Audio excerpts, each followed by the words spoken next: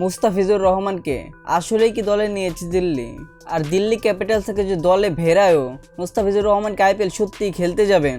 আর তার থেকে বড় কথা হলো, মুস্তাফিজকে বিসিবির তরফ থেকে এনওসি পাবে এবার, নাকি এনওসি প্রদান করা হবে না মুস্তাফিজকে? কারণ মুস্তাফিজ এখন 2 ম্যাচের টি-20 সিরিজ খেলার জন্য দুবাইতে অবস্থান করছেন।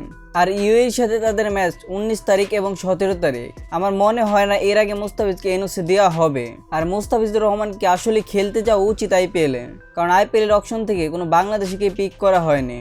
এখন দিল্লি ক্যাপিটালসের ম্যাকফ্রেজার যুদ্ধ পরিস্থিতির জন্য দেশে ফিরে যাওয়ায় মুস্তাফিজকে দলে টানতে চাচ্ছে দিল্লি ক্যাপিটালস। আর মুস্তাফিজকে দলে নেওয়ার ব্যাপারে আইপিএল এবং দিল্লি ক্যাপিটালের পেজ থেকে পোস্ট করা হয়েছে, কিন্তু এখন পর্যন্ত বিসিবি এবং মুস্তাফিজের তরফ থেকে কোনো নিউজ পাওয়া যায়নি।